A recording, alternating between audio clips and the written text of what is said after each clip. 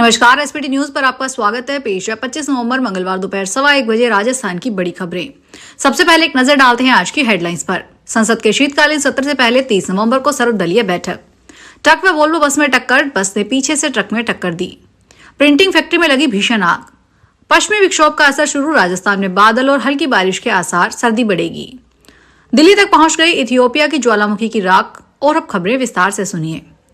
केंद्र सरकार ने लगातार हंगामे की भेंट चढ़ रहे संसद सत्र को ठीक ढंग से चलाने के लिए सभी विपक्षी दलों को बातचीत के लिए साथ लाने की कोशिश शुरू कर दी है।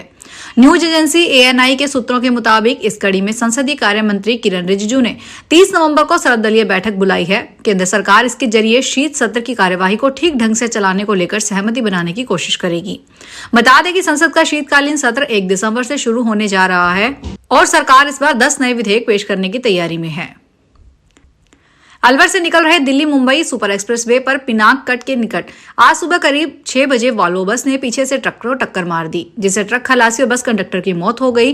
वहीं बस में 36 सवारी थी, जिसमें से 20 घायल हुए हैं। कुछ घायल पिनान अस्पताल में भर्ती हुए और कुछ अलवर जिला अस्पताल आए हैं।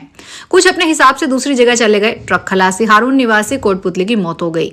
वहीं ट्रक का टायर पंचर होने के कारण खलासी टायर का बदलने लगा था, तभी बस ने पीछे से आकर टक्कर मार दी। भरतपुर के औद्योगिक तृतीय चरण में स्थित एक प्रिंटिंग प्रोसेस फैक्ट्री में सोमवार देर रात भीषण आग लगने की घटना सामने आई है, जिससे कपड़े की भारी मात्रा में थान, मशीनें और अन्य सामग्री जलकर राख हो गई। आग की तीव्रता इतनी अधिक थी कि कुछ ही मिनटों में पूरी फैक्ट्री धुएं से भर गई और आग की लपटें दूर से ही दिखाई देने लगी।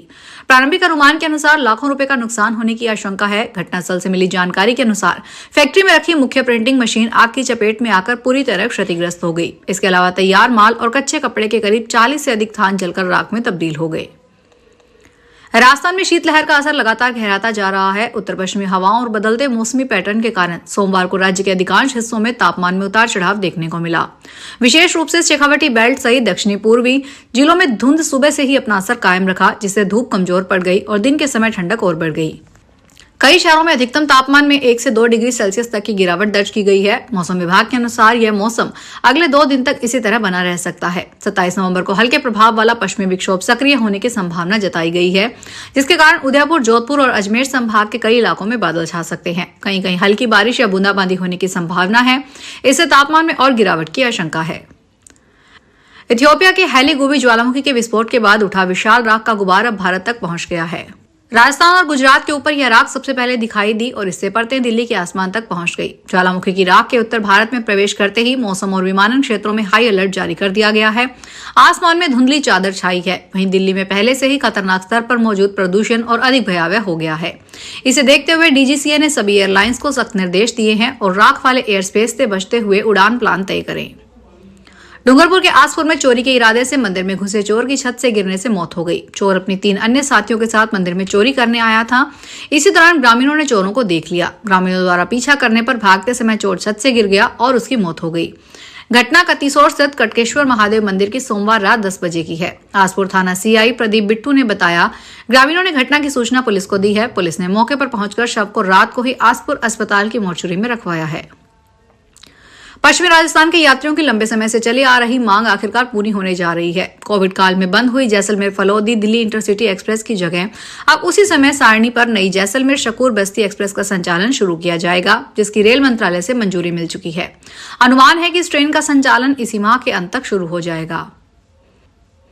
राजस्थान के अजमेर की धोलाभाटा और आसपास की कॉलोनियों में गंदे पानी की आपूर्ति से बच्चों और युवाओं में पीलिया फैलने की आशंका पर एनडीटीवी की रिपोर्ट के बाद चिकित्सा विभाग में हड़कंप मच गया। रिपोर्ट के खुलासे ने स्थिति को गंभीरता को उजागर किया है, जिसके बाद मुख्य चिकित्सा एवं स्वास्थ्य अधिकारी ने विभाग से अब लीकेज सुधारने और आपूर्ति को दुरुस्त करने के लिए प्रशासन को सख्त निर्देश दिए हैं। इसके चलते सीएमएचओ विभाग की टीमें मौके पर पहुंचकर ढोलाभाटा समेत कई कॉलोनियों में घर घर जाकर पानी के सैंपल लिए और बीमार बच्चों के ब्लड सैंपल के भी जांच के लिए भेजे। राजस्थान में प्रशासन विशेष ज्ञान पुनरीक्षण के काम में लगा हुआ है। इसको लेकर वीडियो डोर टू डोर जा रहे हैं। रेगिस्तानी जिले बाड़मेर में बॉर्डर इलाके के लोग टूर ढानियों में रहते हैं। कई ऐसे गांव हैं जहां वोटर रेत के टीलों पर रहते हैं। इसी को ध्यान में रखते हुए सेडवा एसडीएम बद्रीनारायण बिश्नोई अपनी टीम के साथ रेत के टीलों पर पहुंचने के लिए ऊंट का सहारा लिया। वे करीब 2 किलोमीटर तक ऊंट पर बैठकर वोटरों के घर घर पहुंचे। वोटरों से एसआई के लिए आवश्यक डॉक्यूमेंट लेकर कार्रवाई की गई। उत्तराखंड के ऊपरी गढ़वाल क्षेत्र में स्थित बद्रीनाथ धाम के कपाट मंगलवार दोपहर 2:56 पर शीतकाल के लिए बंद कर दिए जाएंगे। इसके साथ ही इस साल की 4 धाम यात्रा का औपचारिक समापन हो जाएगा। गंगोत्री धाम के कपाट 22 अक्टूबर को दिवाली के दिन अन्नकूट पर्व पर बंद हुए थे। केदारनाथ और यमुनोत्री के कपाट इससे अगले दिन बंद किए गए। इस साल देश विदेश से करीब 51 लाख श्रद्धालुओं ने 4 धाम यात्रा में हिस्सा लिया। अगले साल 4 धाम यात्रा अप्रैल के अंत या मई की शुरुआत में शुरू होने की उम्मीद है। जोधपुर के एक व्यापारी ने अपने ही रिश्तेदारों पर करोड़ों रुपए की ठगी की और जान से मारने की धमकी देने का आरोप लगाया है। हालांकि फलोदी पुलिस ने आरोपी को हिरासत में ले लिया। फिलहाल पुलिस आरोपी से पूछताछ में जुट गई है। पूछताछ में और भी कई बड़े खुलासे हो सकते हैं। व्यापारी का कहना है कि रिश्तेदारी के भरोसे उसने 2 करोड़ 80 लाख रुपए उधार दिए थे, लेकिन रकम लौटाने की बजाय आरोपियों ने उसे और उसके बेटे को गोली से मारने की धमकी दी। मुंबई एयरपोर्ट पर पुलिस ने एक नेपाली महिला फर्जी पासपोर्ट इस्तेमाल करने के आरोप में गिरफ्तार किया गया है। महिला की पहचान काजल लामा के रूप में हुई है। वह मस्कट जाने वाली फ्लाइट में सवार होने वाली थी, तभी इमिग्रेशन अधिकारियों ने उसे हिरासत में लिया। उसके पासपोर्ट पर हिमाचल प्रदेश का पता दर्ज था। हालांकि उसका व्यवहार थोड़ा अलग लग रहा था। पूछताछ के दौरान उसने मान लिया कि वह नेपाल की नागरिक है और बताया कि उसने जाली आधार, पैन और प्रमाण पत्रों का इस्तेमाल करके पासपोर्ट बनवाया था। फिलहाल इस बुलेटिन में इतना ही। फिर हाजिर होंगे बड़ी खबरों के साथ। अगर आप भी अपने आसपास की छोटी बड़ी और महत्वपूर्ण खबरों से अपडेट रहना चाहते हैं तो सब्सक्राइब कीजिए हमारे चैनल एसपीटी न्यूज को और प्रेस कीजिए बेल आइकन पर।